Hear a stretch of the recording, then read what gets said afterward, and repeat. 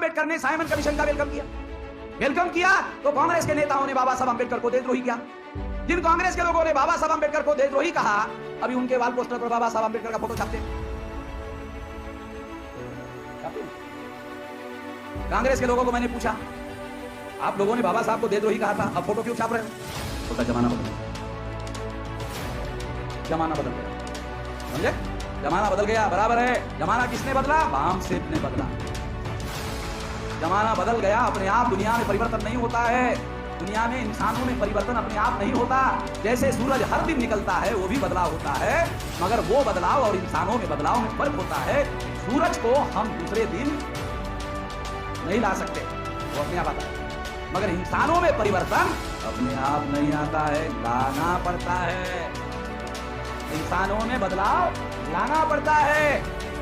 उसके लिए विचारधारा चाहिए, उसके लिए ऑब्जेक्टिव चाहिए, उसके लिए कार्यक्रम चाहिए, उसके लिए ऐसी लड़ाई लड़ने वाले कार्यकर्ता, संगठन और नेता चाहिए। यार गुजरात का एक बैकवर्ड क्लासेस का प्रदेश अध्यक्ष था, उसको मैंने बहुत सारी बातें की। वो दिल्ली गया, दिल्ली जाकर शरद यादव को मिला और मेरी बातें शरद यादव को कहने के बाद शरद यादव ने कहा, अरे वामन मेश्राम को वोट थोड़ी मानना है, हमको मानना पड़ता है ना। वामन मेश्राम को वोट थोड़ी मानना पड़ता है, इसलिए वो बोल सकता है, हम नहीं बोल सकते। जो वो कह रहे हैं वो ठीक है, मगर वो वोट थोड़ी मानता है, हमको मानना पड़ता है, इसलिए हम नहीं कह सकते, हम नहीं बोल सकते। ये उसके ही घर में बैठकर उसने टेलीफोन किया मुझे, शरद जी ऐसा कह रहे हैं। बड़े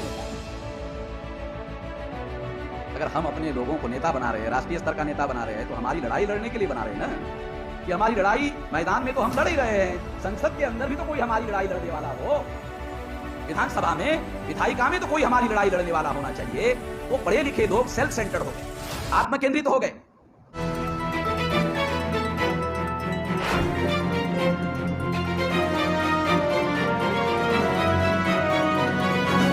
लोगों ने धोखा दिया। 18 मार्च 1956 को बाबा साहब अम्बेडकर ने कहा था आगरा में, उत्तर प्रदेश में। दूसरा है जाति जागृति अंतिमता ब्राह्मणवाद का भक्ष बनेगी। यहाँ पर भक्षक लिखा हुआ है, गलत है ये, ब्राह्मणवाद का भक्ष बनेगी। एक गंभीर चिंतन,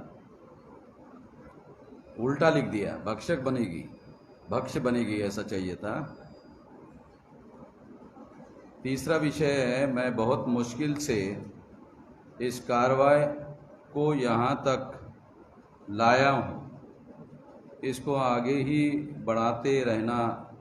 यदि आगे नहीं ले जा सके तो वहीं पर छोड़ देना, पर किसी भी परिस्थिति में पीछे मत जाने देना। डॉक्टर बाबा साहब अम्बेडकर, ये भी बाबा साहब अम्बेडकर का स्टेटमेंट है। वो आखिरी है, क्या हमारे संगठन की शक्ति से हमारा दुश्मन डर कर तोड़फोड़ कर रहा है? एक गंभीर चिंतन। ऐसे लगभग 4 विषय रखे गए हैं और चारों विषयों पर मैं कुछ बातें आप लोगों को बताना चाहता हूँ।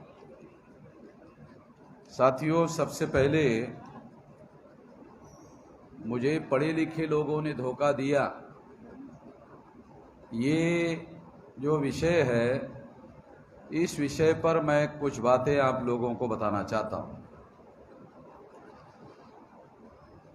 इस बात को जानने के लिए हमें हमारे महापुरुषों के आंदोलन का इतिहास जानना होगा। और ये जानने के लिए 1848 को ज्योतिराव फुले के द्वारा हमारे आज़ादी का आंदोलन शुरू किया गया था। तारीख को गौर करो, ध्यान रखो तारीख पर, क्योंकि आप लोगों को जो इतिहास पढ़ाया जाता है और बहुत सारे बैकवर्डों को बिहार में राज करने का मौका मिला है और अभी भी बैकवर्ड लोगों का ही राज है। तो वो जो उन बैकवर्डों का राज है, उनका आदर्श गांधी है, उनका आदर्श जयप्रकाश है और उनका एक आदर्श जो है लोहिया है। इसमें फुले शाह अम्बेडकर कहीं पर नहीं है। मैं बिहार के लोगों को खास तौर पर ये बताना चाहता हूं, इसलिए ये बात आपको समझा रहा हूं, तो ये बात आप लोगों को मालूम होना चाहिए। तो 1848 को ज्योतिराव फुले ने जब आंदोलन शुरू किया था तो गांधी जी पैदा नहीं हुए थे, हुए थे? हमारे आजादी का आंदोलन जब ज्योतिराव फुले ने शुरू किया था तो गांधी जी पैदा नहीं हुए थे।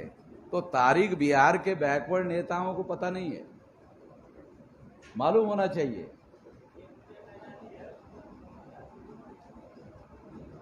बिहार में ऐसा नहीं कि केवल ब्राह्मण ही लोग राज कर रहे हैं, बिहार में बैकवर्ड लोग भी राज कर रहे हैं।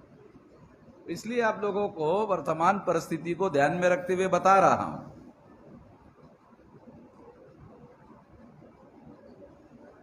क्योंकि एक बात जानना जरूरी है, कुछ लोगों का मैं कई जगह ये सुनते रहता हूं कि भाषण से कुछ नहीं होगा। मैं ऐसा बहुत जगह सुनते रहता हूं,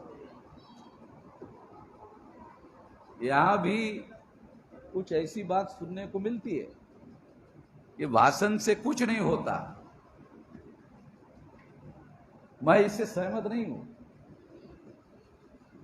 भाषण से कुछ नहीं होता, इन बातों से मैं सहमत नहीं हूं। जो लोग भाषण ही भाषण के लिए करते हैं उनके लिए तो शायद उनकी बात सच हो सकती है, मगर भाषण एक बहुत बड़ा जरिया है जिससे समाज का, लोगों का जागरण किया जाता है।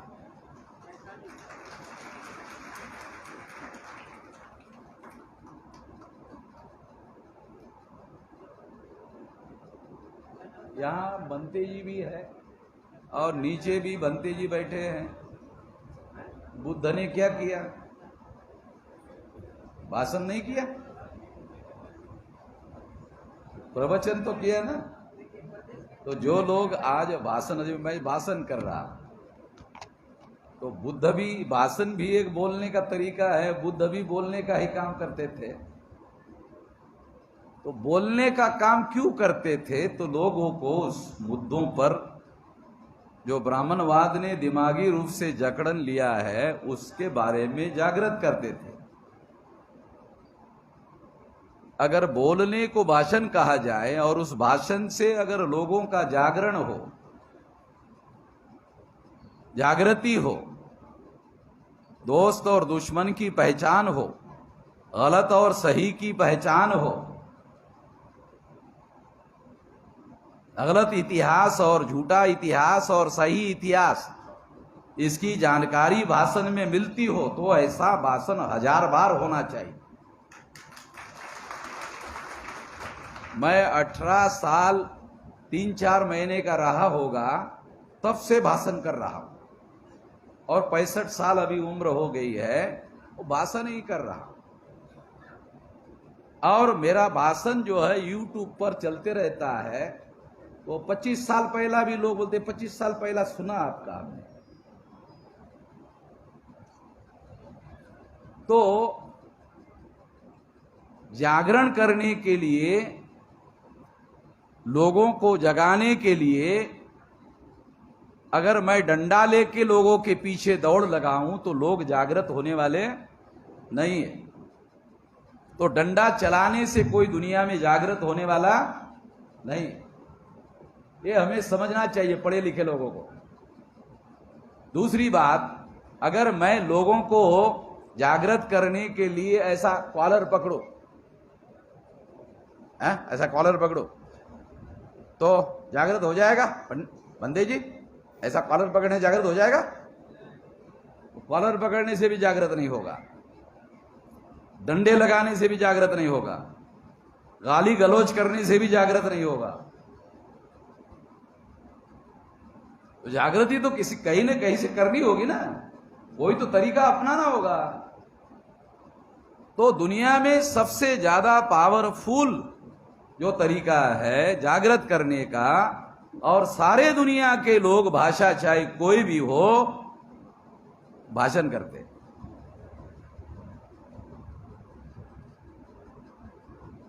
अब लोगों को जगाने के लिए भी भाषण करते हैं, लोगों को धोखा देने के लिए भी भाषण करते हैं। तो लोगों को लगता है नहीं, भाषण केवल धोखाधड़ी से ही, धोखाधड़ी के लिए होता है। गलत बात है, ये मानने वाली बात नहीं है। वो भाषण जो है जागृत करने के लिए किया जा सकता है या किया जाना चाहिए। मैं 5 दिन का ट्रेनिंग लेता हूं, 5 दिन तक बोलता हूं, सवेरे 10 बजे से रात की 11 बजे तक। तो कोई भी लोग ये बोलते हैं, अरे थोड़ा और बढ़ाओ, थोड़ा सा ज्यादा बोलो। क्यों?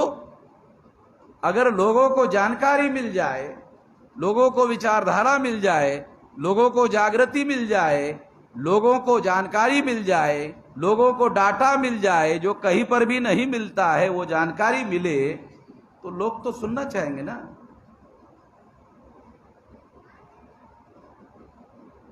तो जागरण करने के लिए, जागृत करने के लिए, सही गलत का फैसला समझने के लिए, सही इतिहास जानने के लिए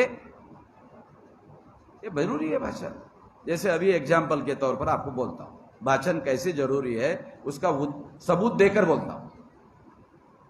1848 को ज्योतिराव फुले ने हमारे आजादी का आंदोलन शुरू किया था और 2 अक्टूबर 1869 को ज्योतिराव फुले ने जब हमारे आजादी का आंदोलन शुरू किया था, उसके 21 साल बाद गांधी जी पैदा हुए।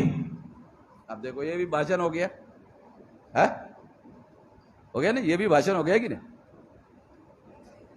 इस भाषण ने एक बात सिद्ध कर दिया कि हमारे आजादी का आंदोलन जब शुरू किया गया था हमारे पुरखों ने, तब तो गांधी जी पैदा ही नहीं हुए थे। बिहार के पिछड़े वर्ग के नेताओं को कितने लोगों को मालूम है? तो कुछ लोगों को लगेगा, अरे आप तो ऐसी बात कर रहे हैं। तो मैं तो तारीख के साथ बता रहा हूं भाई, तारीख के साथ बोल रहा हूं कि 1848 को जब हमारे पुरखे, महान पुरखे आधुनिक भारत के ज्योतिराव फुले जब हमारे आजादी का आंदोलन चला रहे थे, उसके 21 साल बाद गांधी जी पैदा हुए। तो जितने किताबें पढ़ाई जाती है, देश में पढ़ाई जाती है, बिहार में भी पढ़ाई जाती है, जिस बिहार में पिछड़े वर्ग के मुख्यमंत्री है वहां भी पढ़ाई जाती है, मगर ये बात नहीं पढ़ाई जाती।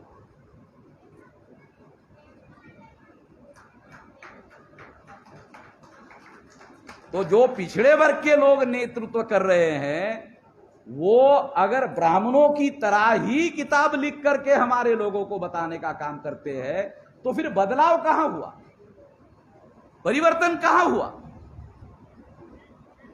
हमारे लोग नेतृत्व करने के बाद भी अगर परिवर्तन का काम करने का काम नहीं कर रहे हैं, तो फिर किससे उम्मीद करें?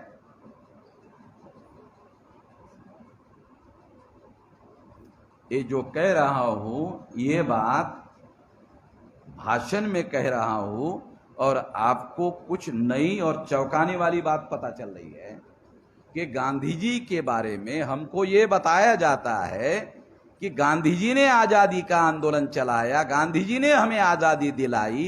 ये जितने पढ़े लिखे लोग हैं उनके किताबें सरकार ने यही हमारे लोगों को पढ़वाया, हमारे पढ़े लिखे लोगों ने यही पढ़ा।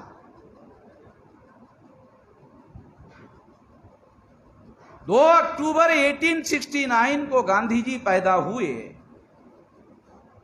उसके बाद 1885 को कांग्रेस की स्थापना हुई। 69 और 85 तारीख बता रहा हूं आप लोगों को ताकि पता चले। अगर 69 में एक मिला दो तो 70 हो जाता है। तो इसका मतलब है 70 के बाद 80, 10 साल में फिर 5। तो इसका मतलब है गांधी जी के पैदा होने के 16 साल बाद कांग्रेस की स्थापना हुई। कैलकुलेट करके बता रहा। उसमें गांधी जी उपस्थित नहीं थे। वो चटर्जी, मुखर्जी, बैनर्जी, गोखले, तिलक, आगरकर, इन ब्राह्मणों ने कांग्रेस की स्थापना की। और स्थापना करने के बाद उन लोगों ने ज्योतिराव फुले के पास एक आदमी भेजा और कहा कि ये जो नेशनल कांग्रेस है, राष्ट्रीय सभा है, उसमें ज्योतिराव फुले को शामिल करवाया जाए। ज्योतिराव फुले के पास एक ब्राह्मण को भेजा गया तो ज्योतिराव फुले ने कहा ये जो नेशनल कांग्रेस है, राष्ट्रीय सभा है, ये राष्ट्रीय सभा नहीं है, ये ब्राह्मण सभा है। ये ब्राह्मण सभा है और इसमें मैं शामिल होने वाला नहीं हूं। अब बैकवर्ड का आदमी मुख्यमंत्री कई बार रहा बिहार में, पढ़ाया ये है इंदर सिंह जी, पढ़ाया इस बात को। बैकवर्ड क्लास का जो बिहार में आंदोलन चला, उसके पायोनियर जो है वो इंदर सिंह जी के पिताजी थे। तो कम से कम बैकवर्ड क्लास के लोगों को मालूम होना चाहिए इंदर सिंह जी के पिताजी का नाम। दूसरे लोगों को हो या ना हो, ये बात किताबों में पढ़ाई जानी चाहिए। तुम जो ब्राह्मणों का इतिहास पढ़ा रहे हो, पढ़ाओ, अरे ये भी पढ़ाओ भाई। चलो 100%, 100 पन्ने तुम उनके लिखो, 25 हमारे लिखो। 52% वालों के 52% भी मत लिखो, 25 लिखो। एक पन्ना नहीं लिख रहे, एक लाइन नहीं लिख रहे।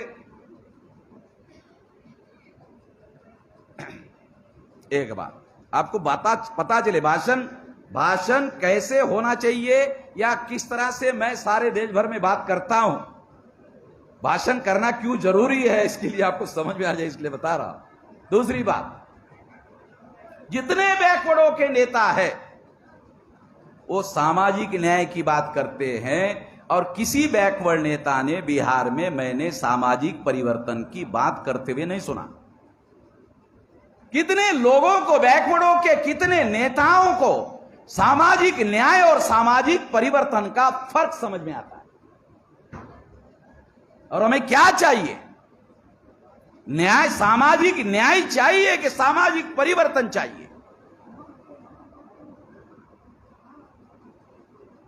सवाल है, क्या चाहिए? सामाजिक न्याय, ये जो शब्द प्रयोग है, ये शब्द प्रयोग सबसे पहले बड़े पैमाने पर उछालने का काम विश्वनाथ प्रताप सिंह ने जब मंडल कमीशन लागू किया तब उठाया, और सारे देश भर में उसी शब्द को सामाजिक न्याय, सामाजिक न्याय, सामाजिक न्याय, सामाजिक न्याय। जब आप लोग गांधी की बात करोगे तो सामाजिक न्याय की बात कर सकते हो, जयप्रकाश की बात कर सकते हो, लोहिया की बात कर सकते हो, फूले की, अंबेडकर की, साहू की बात करनी है तो सामाजिक परिवर्तन की बात करनी होगी। द डिफरेंस बिटवीन, मैं आपको फर्क समझा रहा हूं।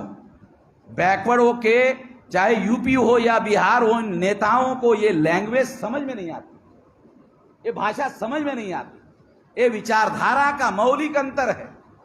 अगर ये विचारधारा का मौलिक अंतर समझ में नहीं आता कि हमारे लोगों को सामाजिक न्याय नहीं, सामाजिक परिवर्तन चाहिए, हमें वर्ण व्यवस्था में परिवर्तन चाहिए, हमें जाति व्यवस्था में परिवर्तन चाहिए, हमें अस्पृश्यता में परिवर्तन चाहिए, हमें आदिवासियों के सेग्रीगेशन में परिवर्तन चाहिए, हमें महिलाओं की दास्ता में परिवर्तन चाहिए, हमें घुमंतु जातियों के बहिष्कार में परिवर्तन चाहिए, शूद्रत्व पिछड़े वर्ग पर थोपा गया है उसमें परिवर्तन चाहिए, सामाजिक न्याय नहीं चाहिए, हमें परिवर्तन चाहिए।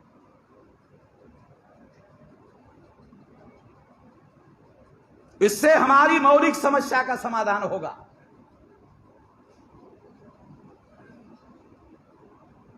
केवल मात्र हमारे लोगों के कानों को अच्छा लगने वाले शब्द यूज करने का और चुनाव में उन लोगों का बाद में इस्तेमाल करने का इतना कार्यक्रम चल रहा है।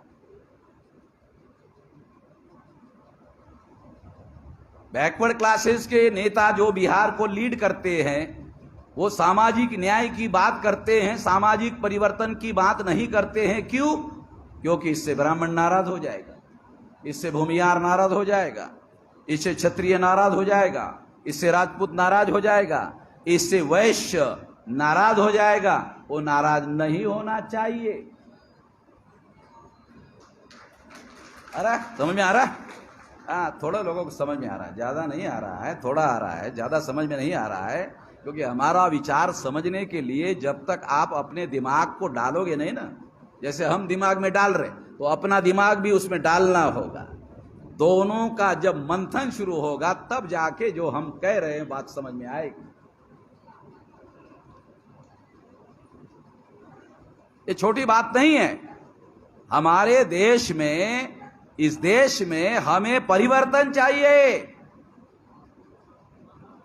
भारत के संविधान का पहला पन्ना है। पहले पन्ने में preamble of the constitution is the objective of the constitution में लिखा है समता, स्वतंत्रता, बंधुता और न्याय पर आधारित समाज और राष्ट्र का निर्माण करना है। यह है भारत के संविधान का ऑब्जेक्टिव। वो इसका मतलब यह है कि मैं कोई भिन्न बात नहीं बता रहा हूं। जो संविधान सभा ने बाबा साहब आंबेडकर के नेतृत्व में इस संविधान का उद्देश्य निर्धारित किया था कि ये संविधान हम क्यों लिख रहे हैं, तो इस संविधान का उपयोग करते हुए समता, स्वतंत्रता, बंधुता और न्याय पर आधारित समाज और राष्ट्र का निर्माण करना होगा। ऐसा परिवर्तन इस देश में होना चाहिए, ऐसा संविधान के पहले पन्ने पर लिखा हुआ है। अपनी बात नहीं कह रहा हूं, वामन मेश्राम को क्या लगता है वो नहीं कह रहा हूं। संविधान के पहले पन्ने पर, दूसरे पन्ने की बात नहीं कह रहा हूं, एक पहले पन्ने पर है। तो पहले पन्ने पर संविधान के लिखा हुआ है, ये कम से कम हमारे नेता जो बैकवर्ड के हैं बताना चाहिए ना, और बताने के लिए भाषण करना चाहिए। ये जो मैं कह रहा हूं ये बताने के लिए भाषण करना चाहिए। अगर ये कहने के लिए, बताने के लिए लोग भाषण करेंगे तो लोग बोलेंगे हाँ ऐसा भाषण लगातार होना चाहिए, ऐसा भाषण लगातार होना चाहिए। लोगों को ये भाषण, मगर केवल राशन देने की भाषण में बात की जाए और उसके लिए वोट लिया जाए और लेने के बाद राशन कहा और तुम कहा और हम कहा, जब ऐसा भाषण होता है तब लोगों को अरे भाषण नहीं होना चाहिए। तो मैं तो राशन की बात ही नहीं करता, मैं तो अपने जीवन में राशन की कभी बात ही नहीं करता हूं। मैं क्या बात करता हूं, ये दिमाग को खुराक की जरूरत है। आप लोगों को उदाहरण देकर बताता हूं कि आपने 2 रोटी खाया, आप संतुष्ट हो गए। आप लोगों ने 2 रोटी खाया, संतुष्ट हो गए। जानवर ने चारा खा लिया, जानवर संतुष्ट हो गया। जानवर चारा खाने से संतुष्ट होता है, आदमी रोटी खाने से संतुष्ट हो जाता है। तो जानवर में और आदमी में क्या फर्क है? चलो बताओ। आदमी 2 रोटी खाकर संतुष्ट हो जाता है और जानवर चारा खाकर संतुष्ट हो जाता है। तो आदमी और जानवर में क्या फर्क है? मेरे दृष्टि से कोई फर्क नहीं। इसलिए मैं पेट के खुराक की बात नहीं करता हूं, मैं दिमाग के खुराक की बात करता हूं कि इंसान को केवल पेट के खुराक नहीं चाहिए, इंसान को दिमाग की भी खुराक चाहिए। जानवर को चारा खिला दो, जानवर संतुष्ट हो जाता है।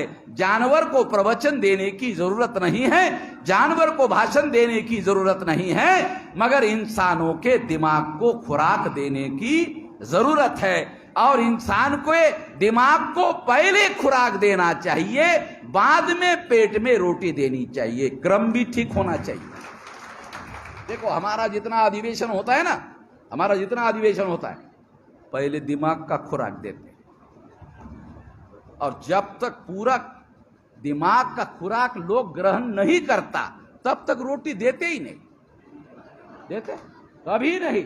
इतना साल हुआ, ये 23 राज्य का अधिवेशन हुआ, कभी भी जितने बिहार के लोग आए हैं उन लोगों को मालूम है कि पहले दोपहर में दिमाग का खुराक खिलाया जाएगा, उसके बाद पेट का खुराक मिलेगा।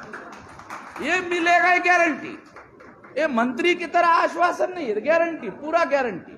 दिमाग का खुराक आपने ले लिया कि पेट का खुराक आपको मिलेगा ही मिलेगा।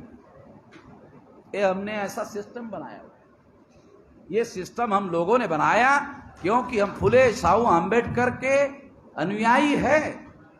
वो अनुयायी ये मानते हैं कि इंसानों को दिमाग के खुराक की जरूरत है।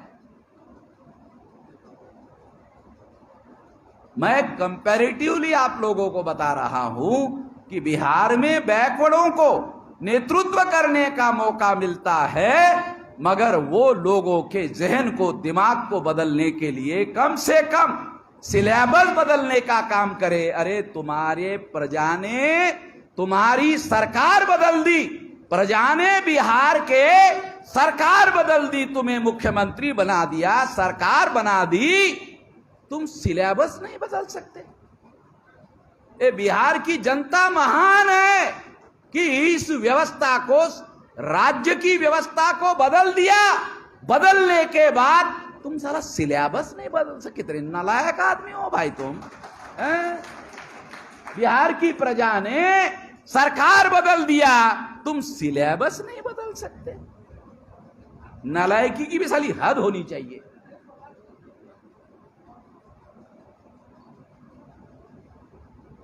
ये मैं समझा रहा हूं। इसलिए बाबा साहब आंबेडकर कहते हैं, क्या कहते हैं? मुझे पढ़े लिखे लोगों ने धोखा दिया। इसीलिए बाबा साहब आंबेडकर कहते हैं कि मुझे पढ़े लिखे लोगों ने धोखा दिया।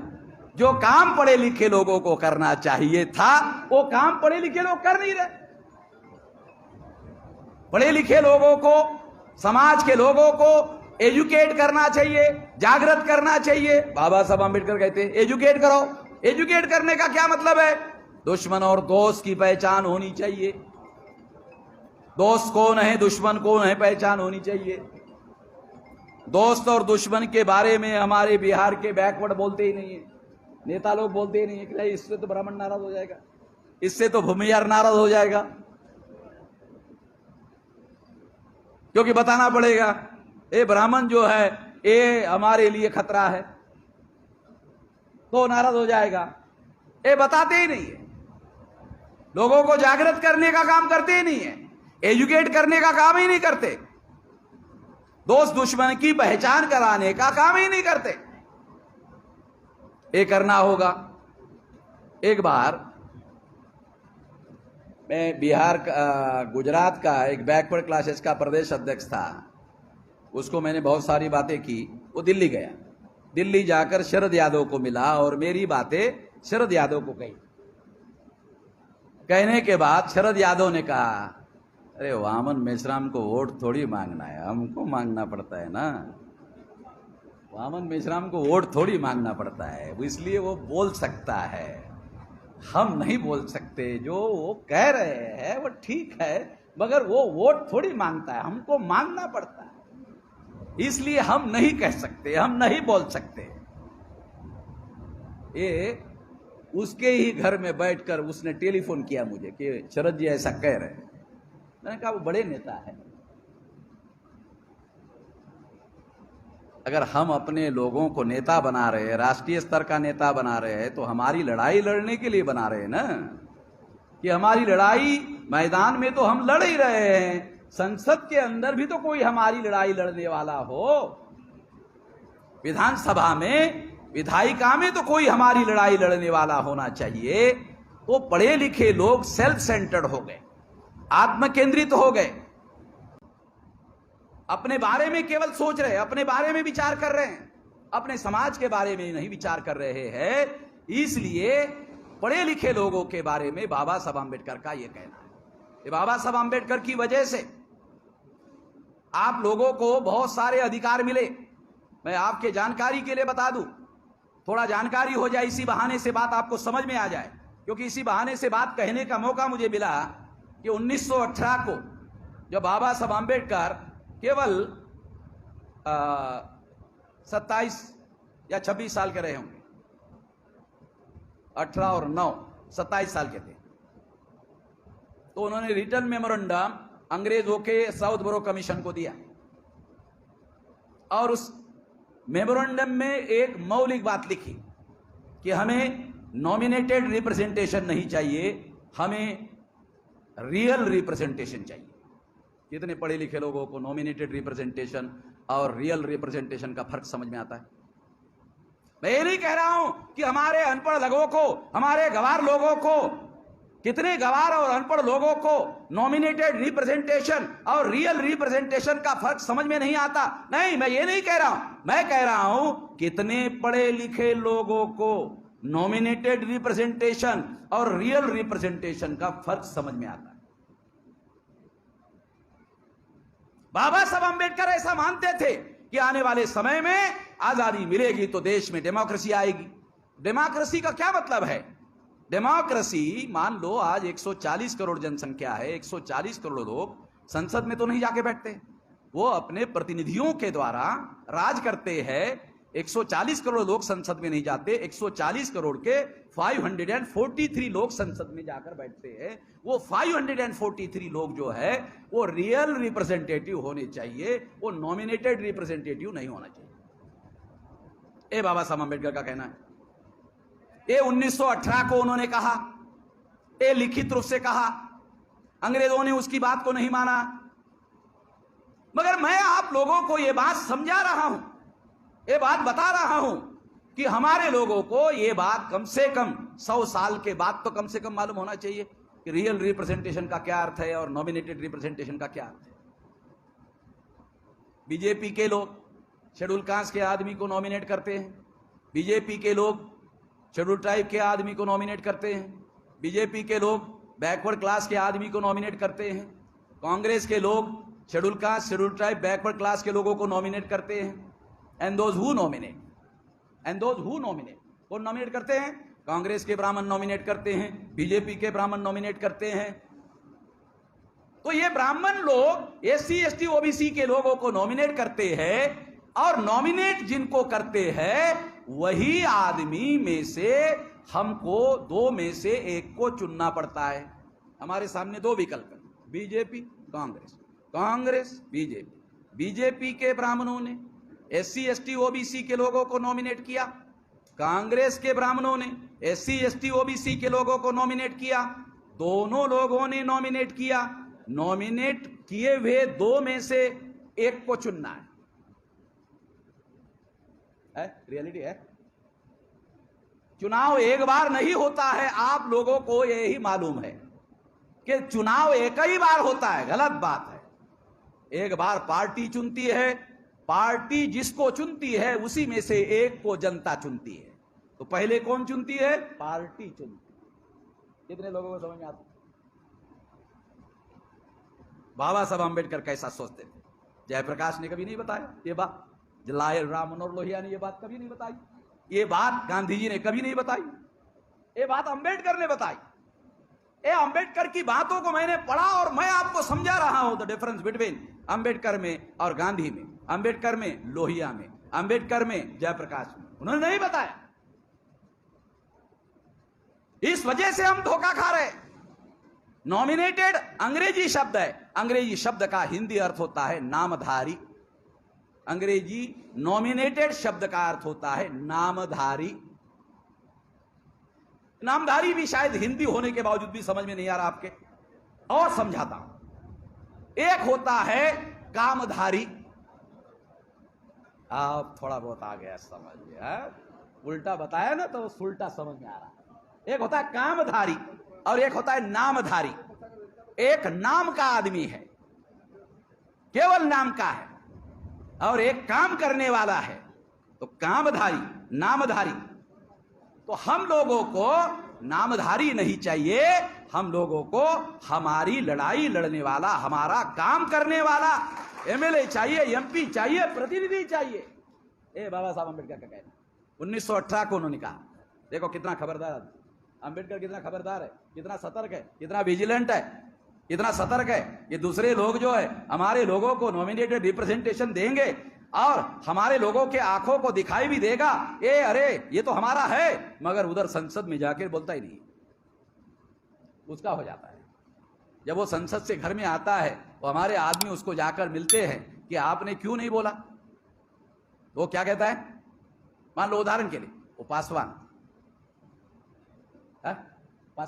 शेड्यूल कास्ट, शेड्यूल टाइप का उराव है, मुंडा है, और ओबीसी का चौधरी है। एग्जाम्पल के लिए, केवल चौधरी के लिए नहीं बोल रहा हूं, एग्जाम्पल। तो वो जो SC ST OBC का आदमी जो है वो नॉमिनेट करते हैं और वो संसद में जाकर बोलते नहीं है, फिर घर में आता है और फिर हमारा आदमी उसके घर में जाता है, अरे आपने क्यों नहीं बोला, हमने तो इसके लिए आपको वोट दिया था, आपको इसीलिए वोट दिया था, आप बोले हमारी आवाज उठाए, आप नहीं बोले। वो क्या बोलता है, आप थोड़ी टिकट दिए थे, आप दिए थे टिकट हमको, बिहारी स्टाइल से बोल रहा हूं, आप हमको टिकट दिए थे। तो हमारा आदमी क्या बोलता है, हमने वोट दिए थे ना। अरे वोट तो बाद में ना दिया, पहले टिकट आपने दिया। क्या नहीं, टिकट किसने दिया, कांग्रेस ने दिया, बीजेपी ने दिया। आप कांग्रेस और बीजेपी के विरोध में बोलने के लिए बोल रहे हैं, कैसा बोलेंगे, अगली बार टिकट मिलेगा क्या, तुम्हारी तरह बात करेंगे तो अगले बार टिकट मिलेगा, नहीं मिलेगा, फिर क्यों करें। नहीं हमने आपको वोट दिया, अरे तो दूसरे नंबर पर न दिया आपने, पहले तो पार्टी ने हमको टिकट दिया, उसके बाद आपने दिया, और वो भी आपने क्यों दिया, क्योंकि आपके पास कांग्रेस के विरोध में बीजेपी था और बीजेपी के विरोध में कांग्रेस था, दो ही ना विकल्प थे, इसीलिए ना हमको दिया।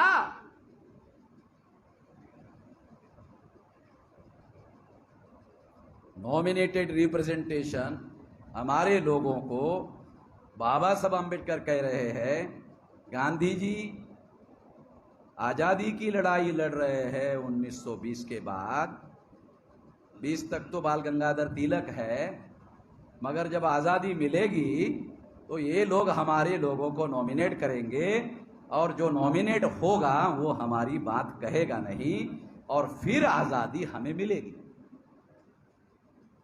फिर आजादी हमें मिलेगी नहीं। ऐसे हुआ गांधी जी के आजादी में हमारे लोगों को नॉमिनेट किया गया, और नॉमिनेट किया हुआ कोई आदमी संसद में बोलता ही नहीं है। इसलिए बाबा साहब अम्बेडकर ने कहा था कि हमें रियल रिप्रेजेंटेशन चाहिए, हमें सच्चा प्रतिनिधि चाहिए, हमें नामधारी प्रतिनिधि नहीं चाहिए, हमारी लड़ाई लड़ने वाला आदमी चाहिए। तो मैं आपको थोड़ा इतिहास समझा रहा, फिर नहीं मिला, अंग्रेजों ने नहीं माना। बाल गंगाधर तिलक कांग्रेस के नेता थे, उन्होंने इस बात का विरोध किया जो बाबा साहब अम्बेडकर ने कहा, विरोध किया, इसलिए अंग्रेजों ने नहीं माना। और फिर 10 साल के बाद समीक्षा करने के लिए 1928 को साइमन कमीशन भारत में आया, समीक्षा करने के लिए कि जिन लोगों को हमने ये अधिकार दिया उन लोगों को उसका कितना फायदा हुआ, कितना नुकसान हुआ। 1928 को जब साइमन कमीशन आया तो साइमन कमीशन ने घोषित किया कि हम लोग SC ST OBC माइनॉरिटी के जो लोग हैं उन लोगों को रिप्रेजेंटेशन बढ़ाएंगे।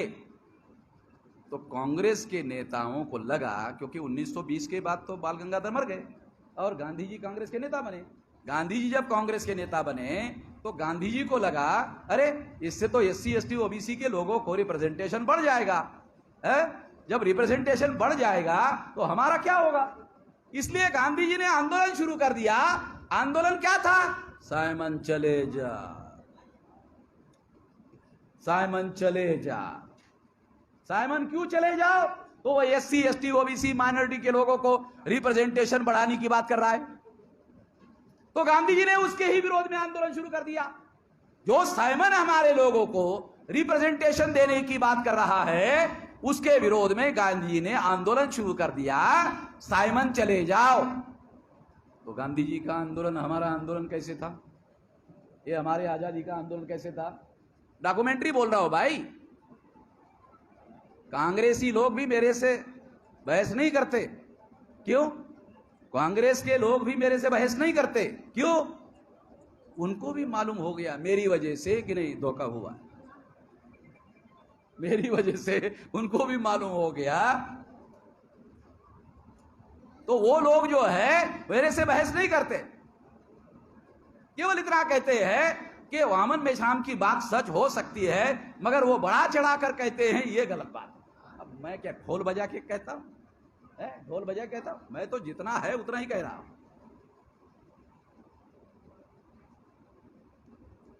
तो बाबा साहब अंबेडकर ने साइमन कमीशन का वेलकम किया। वेलकम किया तो कांग्रेस के नेताओं ने बाबा साहब अंबेडकर को देशद्रोही किया। जिन कांग्रेस के लोगों ने बाबा साहब अंबेडकर को देशद्रोही कहा, अभी उनके वाल पोस्टर पर बाबा साहब अंबेडकर का फोटो छापते हैं। छापते हैं। कांग्रेस के लोगों को मैंने पूछा, आप लोगों ने बाबा साहब को देशद्रोही कहा था, अब फोटो क्यों छाप रहे हो? बोलता जमाना बदल गया, जमाना बदल गया। समझे? जमाना बदल गया, बराबर है। जमाना किसने बदला? बामसेप ने बदला। जमाना बदल गया अपने आप। दुनिया में परिवर्तन नहीं होता है। दुनिया में इंसानों में परिवर्तन अपने आप नहीं होता। जैसे सूरज हर दिन निकलता है वो भी बदलाव होता है, मगर वो बदलाव और इंसानों में बदलाव में फर्क होता है। सूरज को हम दूसरे दिन नहीं ला सकते, वो अपने आप आता है, मगर इंसानों में परिवर्तन अपने आप नहीं आता है, लाना पड़ता है। इंसानों में बदलाव लाना पड़ता है। उसके लिए विचारधारा चाहिए, उसके लिए ऑब्जेक्टिव चाहिए, उसके लिए कार्यक्रम चाहिए, उसके लिए ऐसी लड़ाई लड़ने वाले कार्यकर्ता, संगठन और नेता चाहिए, जिंदगी खपा देने वाले लोग चाहिए, तब होता है, अपने आप नहीं होता है। तो इसलिए साथियों मैं ये बात आपको बता रहा हूं, समझा रहा हूं। जब सेकंड राउंड टेबल कॉन्फ्रेंस के लिए बाबा साहब अंबेडकर को इनविटेशन आया, तो वो कालाराम मंदिर का सत्याग्रह चला रहे थे नासिक में। ये भी बड़ी अजीब बात है। सारे दुनिया में राम गोरा है, वो नासिक में आते आते काला कैसा हो गया अभी तक पता नहीं चला। इसका पता चलाया जा रहा है कि वो काला कैसे हो गया, क्योंकि मंदिर का नाम है काला राम मंदिर। राम तो लगभग गोरा ही है बंदे जी, वहां जाते जाते काला कैसा हो गया अभी तक पता नहीं चला। पंडितों को मैंने पूछा, अरे काला कैसे हो गया? बोलते बता नहीं सकते। साथियों मैं आपको बता रहा हूं कि जब कालाराम मंदिर का सत्याग्रह बाबा साहब अंबेडकर चला रहे थे, उसी दौरान बाबा साहब अंबेडकर को लंदन में राउंड टेबल कॉन्फ्रेंस का इनविटेशन आया। वो वहां गए और वहां जाने के बाद हमारे लोगों के लिए उन्होंने कहा कि हमें adequate representation with separate electorate चाहिए। एडेक्वेट रिप्रेजेंटेशन का मतलब है संख्या के अनुपात में प्रतिनिधित्व चाहिए, और वो प्रतिनिधित्व सेपरेट इलेक्टोरेट में चाहिए, सेपरेट इलेक्टोरेट में चाहिए, सेपरेट इलेक्टोरेट में चाहिए। बाबा साहब ने कहा सेपरेट इलेक्टोरेट का क्या मतलब है? शेड्यूल कास्ट के लोग ही वोटर होंगे, शेड्यूल कास्ट के ही कैंडिडेट होंगे, शेड्यूल कास्ट के ही वोटर शेड्यूल कास्ट के कैंडिडेट को चुनेंगे, शेड्यूल ट्राइब के ही वोटर होंगे, शेड्यूल ट्राइब के ही कैंडिडेट होंगे, और वही वोटर उसको चुनेंगे। अगर चुनाव लड़ना है तो शेड्यूल कास्ट के चुनाव क्षेत्र में केवल शेड्यूल कास्ट के कैंडिडेट चुनाव लड़ सकते हैं, शेड्यूल ट्राइब के चुनाव क्षेत्र में शेड्यूल ट्राइब के चुनाव लड़ सकते हैं। That is separate electorate. ये मांग बाबा साहब आंबेडकर ने उठाई, ये बात मांग उठाई। जब ये मांग उठाई तो बैकवर्ड क्लासेस के लोगों ने इसका गांधी जी ने विरोध किया और बैकवर्ड क्लास ने गांधी जी का समर्थन किया। परिणामतः जॉइंट इलेक्टेड लागू हो गया। गांधी जी ने इसके विरोध में आमरण अनशन किया। 17 अगस्त 1932 को सेपरेट इलेक्टेड ऐलान हो गया, दे दिया अंग्रेजों ने। तो गांधी जी ने इसके विरोध में आमरण अनशन किया। जब गांधी जी ने आमरण अनशन किया, हक और अधिकार बाबा साहब अंबेडकर अंग्रेजों से लड़कर लाए। गांधी जी ने ये अधिकार क्यों लाए, इसके विरोध में आमरण अनशन किया। कितने बिहार के लोगों को बताएं कि गांधी जी ने शेड्यूल कास्ट, शेड्यूल ट्राइब के सेपरेट इलेक्टेड के विरोध में आमरण अनशन किया। गांधी जी ने अपने जीवन में 21 बार उपवास किया, एक बार भी SC ST के समर्थन में नहीं किया। जब किया, विरोध में ही किया। मालूम नहीं, हमारे बैकवर्डों का राज आया मगर वो इतिहास पढ़ा नहीं रहे, सिलेबस में भी नहीं पढ़ा रहे, पार्टी में भी नहीं पढ़ा रहे,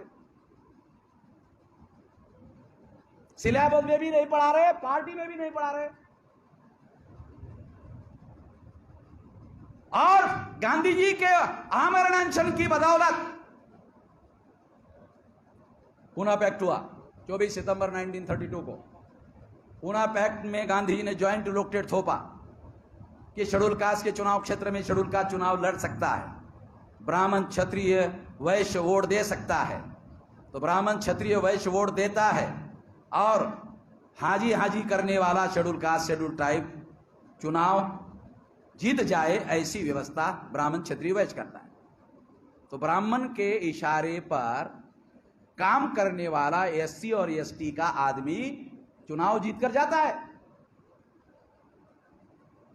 कांग्रेस ने ऐसे लोगों को वोट दिया, ऐसे लोगों को टिकट दिया, बीजेपी ने ऐसे लोगों को टिकट दिया और ऐसे लोगों को ब्राह्मण क्षत्रिय वैश्य ने वोट देकर चुनवा कर लाया। जब SC ST के लोग संसद में चुनकर गए तो बीजेपी की तरफ से गए, कांग्रेस की तरफ से गए और कांग्रेस और बीजेपी ने OBC के जाति आधारित गिनती का विरोध किया। तो OBC के लोगों ने गांधी जी के समर्थन का क्या फायदा हुआ? हाँ भाई, आया समझ में, राजनीति समझा रहा, थोड़ा इतिहास समझा रहा।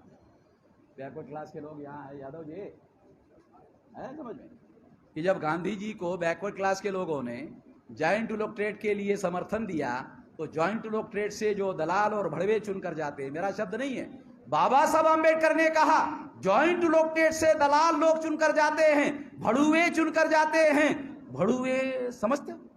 भड़ुओं का अर्थ समझते हो? आप उसको विधायक जी कहते हैं, आप उसको सांसद जी कहते हैं। बाबा साहब आंबेडकर कहते हैं दलाल है, भड़ुआ है, जिसको आप विधायक जी, विधायक जी, विधायक जी, सांसद जी, सांसद जी, सांसद जी आप कहते हो। बाबा साहब आंबेडकर क्या कहता है? दलाल और भड़ुआ। ये बात बाबा साहब आंबेडकर ने ओरल नहीं कहा, what Gandhi and Congress have done to untouchable नाम के किताब में लिखा, अंग्रेजी में लिखा, agent of the caste Hindu. Agent अंग्रेजी का शब्द है, शुद्ध हिंदी में उसे मध्यस्थ कहते हैं। मध्यस्थ आपको समझ में नहीं आता, इतना शुद्ध हिंदी बिहारी लोगों को इतना शुद्ध हिंदी थोड़ी ना समझ में आएगा। मैं देसी हिंदी बताता हूं। एजेंट शब्द का देशी अर्थ होता है दलाल और भड़ुआ।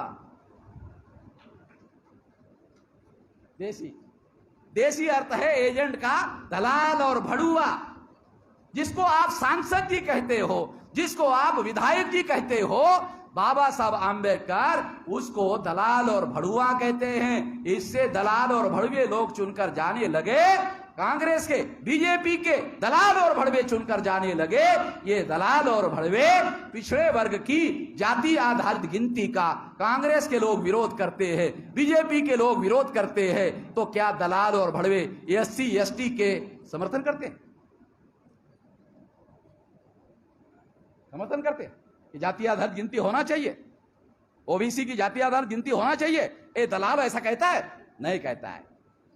दलाल और भड़ुआ ऐसे नहीं कहता है, मगर बैकवर्ड क्लास के लोगों ने गांधी जी को समर्थन देकर दलाल और भड़ुए पैदा करने का काम किया।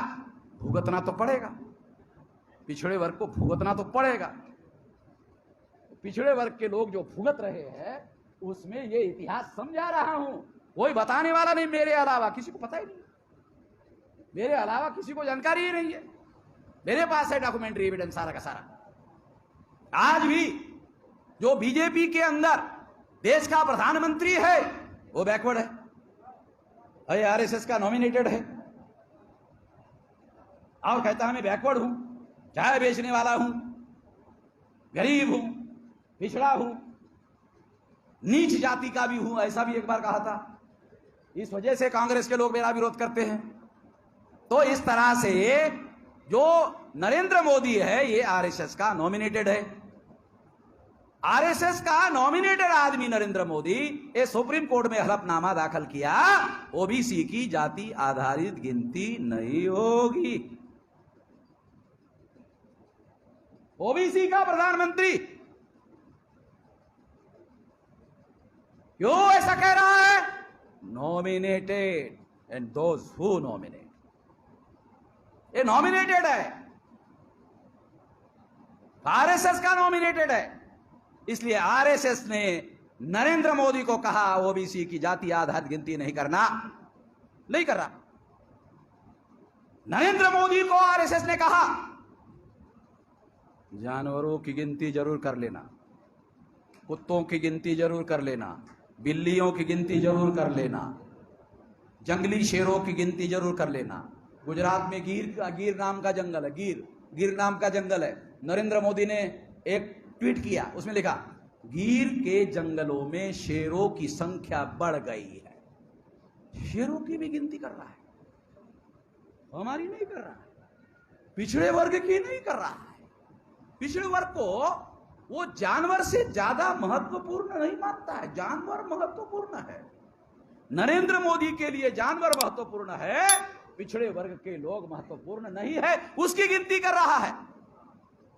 संख्या बढ़ गई ये भी बोल रहा है। तो ये नॉमिनेटेड रिप्रेजेंटेशन है। मैं इसलिए आप लोगों को ये बात समझा रहा हूं, बता रहा हूं, इसे समझना जरूरी है। इससे सबक सीखने के लिए, जागृत होने के लिए और भविष्य में उस राह को पकड़ने के लिए। केवल अपने जाति का है इसलिए उसके साथ जाने से काम नहीं चलेगा। अगर उसका उद्देश्य आपका उद्देश्य एक नहीं है, उसकी विचारधारा आपकी विचारधारा एक नहीं है, और उसका कार्यक्रम आपका कार्यक्रम परिवर्तन का नहीं है, अगर आपके निर्णय लेने वाले लोग और उनके निर्णय लेने वाले लोग एक नहीं है, वो आपका काम करने वाले नहीं। ये सबक सीखना होगा, ये सबक सीख करके काम करना होगा, तब जाकर के आप अपना भविष्य संवार सकते हो। इसलिए बता रहा हूं, देखो बिहार तो भारत में परिवर्तन का नेतृत्व करने वाला राज्य है। वो सारे देश भर में जो बता रहा हूं उसका नेतृत्व क्यों नहीं कर रहा है? बाहर के प्रदेश के लोगों को आकर इसका नेतृत्व क्यों करना पड़ रहा है? बिहार के लोगों को करना चाहिए था, नहीं किया। और 1937 के चुनाव में, सेकंड इंडिया एक्ट 1935 में जॉइंट इलेक्टोरेट गांधी जी की वजह से जबरदस्ती से हमारे ऊपर थोपा गया, और ये थोपा गया जो जॉइंट इलेक्टोरेट है ये भारत के संविधान में 330 और 332 के आर्टिकल में आज भी है। और इसके तहत लोकसभा में शेड्यूल कास्ट शेड्यूल टाइप के विधायक और एमपी चुनकर जा रहे हैं। और इसीलिए बाबा साहब अंबेडकर ने जब डॉक्टर राजेंद्र प्रसाद को संविधान सुपुर्द किया था और लिखित भाषण दिया था, उस भाषण में बाबा साहब अंबेडकर ने कहा मैं संविधान की सारी बातों से सहमत नहीं। बड़ा किसी ने, मैं संविधान की सारी बातों से सहमत नहीं हूं, और संविधान लिखने वाला ही बोल रहा है। और जिन बातों से मैं सहमत नहीं हूं वो बातें कांग्रेस ने बहुमत से पास की। क्योंकि मैं लोकतांत्रिक व्यक्ति हूं, बहुमत का विरोध नहीं कर सकता। 330 आर्टिकल में, 332 आर्टिकल में दलाल और भड़वे पैदा करने वाली सिस्टम 10 साल के लिए पढ़ लेना संविधान की कॉपी लेकर। जो भी कह रहा हूं बाहर जाके संविधान की कॉपी मिलेगी, अंग्रेजी में भी मिलेगी, हिंदी में भी मिलेगी, बाहर पढ़ लेना। 330 332 पढ़ लेना। उसमें लिखा है ये जो जॉइंट इलेक्टोरेट है जिसके तहत शेड्यूल कास्ट और शेड्यूल ट्राइब के लोग चुनकर जाते हैं 10 साल के लिए होगा। 26 जनवरी 1950 को संविधान लागू हुआ।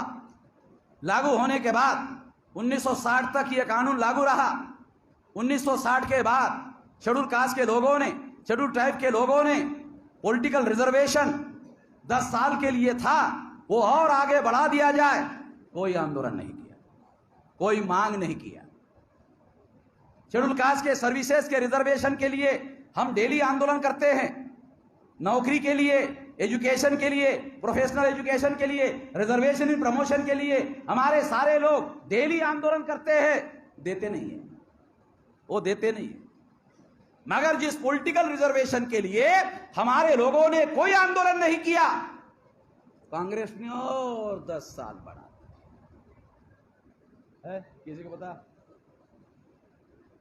किसी ने मांग नहीं किया, कोई आंदोलन नहीं किया, मगर कांग्रेस ने और 10 साल बढ़ा दिया। क्यों? क्योंकि उससे दलाल और भड़वे पैदा होते हैं और कांग्रेस की सेवा करने का काम करते हैं। ये दलाल और भड़वे क्या करते हैं, मैं आपको एक उदाहरण देता हूं। जस्टिस अकोदिया जयपुर के और चतुर्वेदी राजस्थान के और एक शेड्यूल कास्ट का एमएलए और एक ड्राइवर जयपुर से जोधपुर जा रहे थे। 50 किलोमीटर जाने के बाद चतुर्वेदी ने ड्राइवर को रोका। अरे रोको रोको रोको रोका। रोकने के बाद चतुर्वेदी टॉयलेट के लिए गए। देखो दलाल और भड़वा क्या होता है वो समझा रहा हूं उदाहरण से, पक्का समझ में आ जाएगा। टॉयलेट के लिए गए चतुर्वेदी जी, गाड़ी में जस्टिस अकोदिया और शेड्यूल कास्ट का एमएलए रहा। तो 5 सेकंड हो गया, 10 सेकंड हो गया, आधा मिनट हो गया, 1 मिनट हो गया, 1.5 मिनट हो गया। तो जो एमएलए था शेड्यूल कास्ट का, उसने जस्टिस अकोदिया को कहा, जस्टिस साहब, जज साहब, चतुर्वेदी जी टॉयलेट के लिए गए हैं। तो जज साहब ने कहा गए होंगे। नहीं नहीं, समस्या है क्या? पानी लेकर नहीं गए। एमएलए शेड्यूल कास्ट का कि चतुर्वेदी जी जो राज्यसभा के मेंबर है वो पानी लेकर नहीं गए। तो जज साहब ने एमएलए को कहा चतुर्वेदी जी का पिछवाड़ा है, वो धोना चाहते हैं, नहीं धोना चाहते हैं, उनकी मर्जी है। ये कोई विधानसभा का मामला है जो तुम चिंता कर रहे हो? ये कोई विधानसभा का मामला है कि चतुर्वेदी जी पिछवाड़ा धोना चाहता है, नहीं धोना चाहता है? ये कोई विधानसभा का मामला है, तू चिंता कर रहा है? चुप। जज साहब ने चुप कर, चुप चुप। एमएलए चुप हो गया। फिर आधा मिनट, 1 मिनट, फिर 1.5 मिनट हो गया। फिर एमएलए ने कहा जज साहब ने उसको कहा पानी लेकर जाने के लिए तू दोबारा मेरी सहमति लेना चाहता है? मेरी सहमति लेना चाहता है? तेरे नलायकी में मुझे भी शामिल करना चाहता है? नलायक, तेरे को पानी लेकर जाना है, जा, मेरे को पूछ मत। पूछ मत, जाना है जा, मेरे को मत पूछ, मेरे को शामिल करना चाहता है। एमएलए उठा, पानी बोतल उठाया, लेकर गया। जज साहब यहां से भाषण कर रहे थे, मैं वहां बैठा था अजमेर में, राजस्थान के अजमेर में भाषण कर रहे थे, मैं वहां बैठा था। मैंने जज साहब को पूछा, जज साहब वो हमारा शेड्यूल कास्ट का एमएलए पानी की बोतल लेकर ही गया या चतुर्वेदी का पिछवाड़ा भी धोया? तो जज साहब ने कहा वो झाड़ी के पीछे थे, मैं देख नहीं पाया, हो सकता है ऐसा हो गया।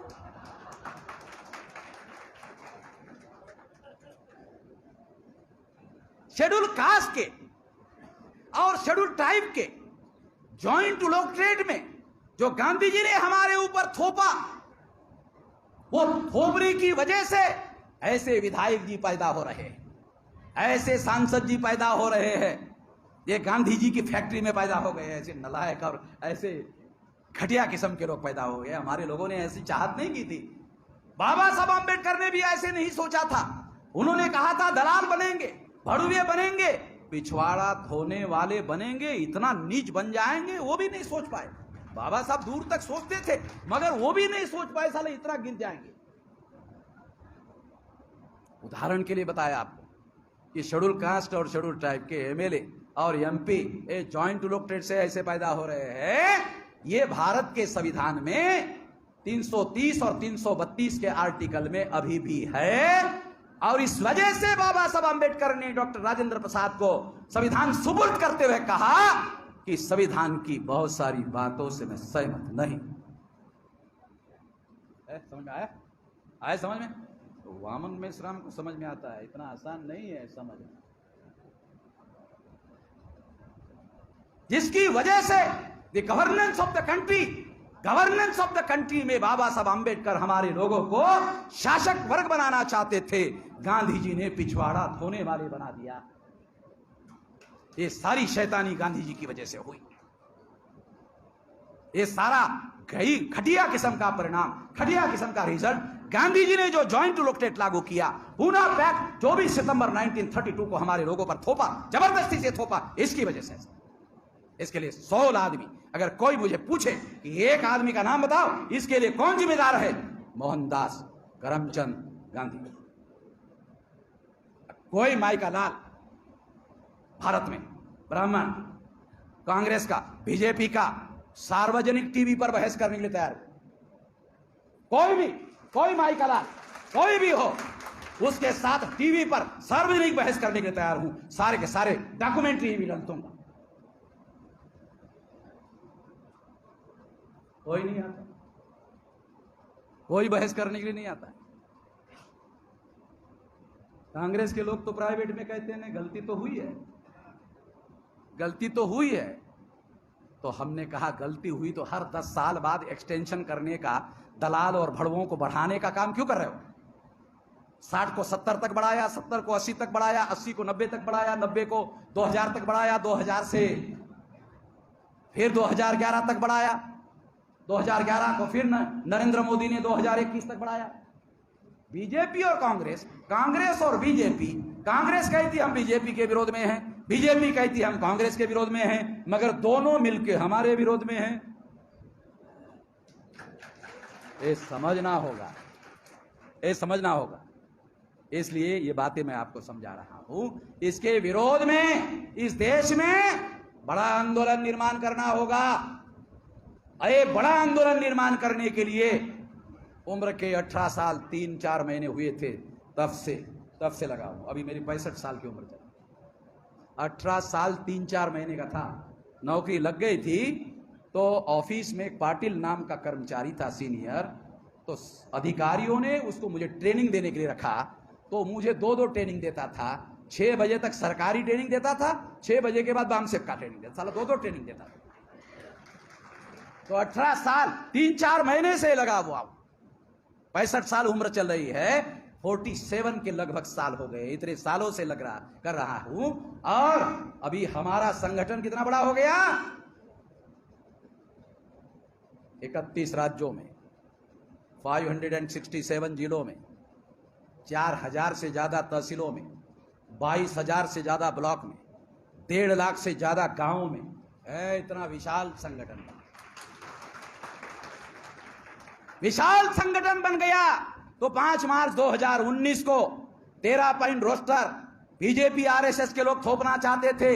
इसके विरोध में 200 पॉइंट रोस्टर का आंदोलन शुरू किया, भारत बंद हुआ और नरेंद्र मोदी को संसद में संविधान संशोधन करने के लिए मजबूर किया। और संविधान संशोधन नरेंद्र मोदी ने किया। जानते हो नरेंद्र मोदी कितना अकड़ू आदमी है, बहुत अकड़ू आदमी है। हमारे देहात में क्या कहते हैं, मैं देहाती आदमी हूं इसलिए देहाती उदाहरण दो। देहात में क्या कहते हैं, मरा हुआ आदमी ज्यादा अकड़ता है। मरा हुआ आदमी ज्यादा अकड़ता है, बोलता है ये तिरड़ी पर डालने के पहले साला घी लगाओ नहीं तो ऐसा खड़ा हो जाएगा। गांव देहात में ऐसा बोल तो उसको घी लगाते हैं। तो ये जो मरा हुआ आदमी है नरेंद्र मोदी, ये चलती फिरती लाश है।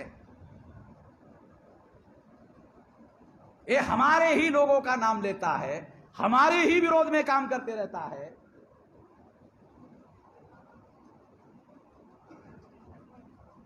और नौटंकी भी बहुत करते रहता है। वो ब्राह्मण लोग उसको ऐसा लगा देते हैं, ऐसा इतना सा लगा दे, ऐसा ऐसा लगाकर टीवी पर आता है, दिखाता है, देखो मैं कितना धार्मिक हूं। ये सारा कर्म कांड है, ये धार्मिक होने का सबूत नहीं है, ये कर्म कांड है। ये ऐसा मरमट लगाता है और फिर ब्राह्मण लोग उसको पूजा में दिखाते हैं।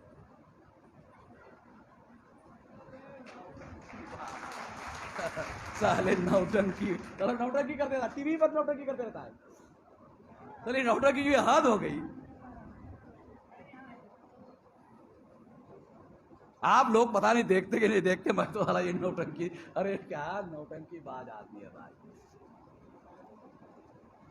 तो इस तरह से साथियों, ये जो हमारे लोगों के साथ जो हो रहा है, आजाद भारत में भी हो रहा है, ये नॉमिनेटेड रिप्रेजेंटेटिव की वजह से हो रहा है। और इस वजह से हमारे 300 से ज्यादा SC ST के तो 131 है और OBC के मिलाकर 300 से ज्यादा MP है। कोई भी सरकार हमारे लोगों के समर्थन के बगैर दिल्ली में बन नहीं सकती, मगर वो लोग हमारे ऐसे लोगों को लेकर बनाते हैं और हमारे ही लोगों से हमारे ही विरोध में काम करवाते हैं। इसमें परिवर्तन लाना होगा। ये परिवर्तन लाने के लिए संगठित शक्ति चाहिए। मैं केवल भाषण की बात नहीं कर रहा हूं। 47 साल से कोई जिंदा आदमी मेरे अलावा भारत में आप लोग नहीं देख सकेंगे जो 500 जिलों में फिजिकली जाके मीटिंग कर चुका। कोई आदमी भारत में आपको ऐसा जिंदा नहीं मिलेगा जो 500 जिलों में जाकर फिजिकल मीटिंग कर चुका हो और इतना बड़ा संगठन बनाया, जिसके लिए 5 मार्च 2019 को भारत बंद करवाया। छोटा मोटा संगठन नहीं, भारत बंद करवाया। और 29 जनवरी 2020 को CAA के विरोध में भारत बंद करवाया। तो CAA SC ST OBC के 75% विरोध में है, 25% मुसलमानों के विरोध में है। तो 29 जनवरी 2020 को मुसलमानों ने भी बड़े पैमाने पर साथ सहयोग दिया और बड़ा विशाल भारत बंद हो गया।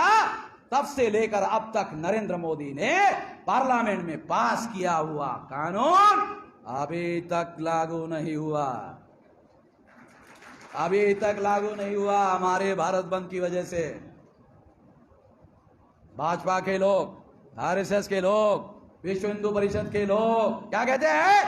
नरेंद्र मोदी बड़ा नेता है, बहुत मजबूत नेता है, बड़ा नेता है, मजबूत नेता है, शक्तिशाली नेता है। सही, नरेंद्र मोदी मजबूत नेता है, शक्तिशाली नेता है, ताकतवर नेता है, मगर नरेंद्र मोदी का पार्लियामेंट में CAA के संबंध में पास किया हुआ कानून वामन मेश्राम ने अभी तक लागू नहीं होने दिया। वामन मेश्राम कितना बड़का नेता है? अगर नरेंद्र मोदी बड़का नेता है और उसने कानून बनाया और उसका कानून लागू हमने नहीं होने दिया, तो नरेंद्र मोदी बड़का नेता है मगर उसके कानून को आज तक हमने लागू नहीं होने दिया। वामन मेश्राम ने लागू नहीं होने दिया। वामन मेश्राम भी तो बड़का नेता है भाई। और 1 इंच तो नरेंद्र मोदी से बड़का है, तब तो रोका। समझाने के लिए बता रहा हूं, इतनी बड़ी संगठित शक्ति का हमने निर्माण किया। ये निर्माण ऐसे भाषण करते करते किया। अब आया समझ में भाषण का महत्व?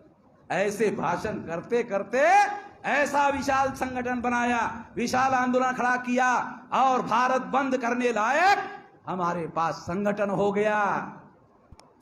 और आने वाले समय में, आने वाले 10 साल में 20 बार भारत बंद करेंगे। 6 महीने में एक बार, 6 महीने में दूसरी बार, 10 साल में 20 बार, और 20 बार जब भारत बंद हो जाएगा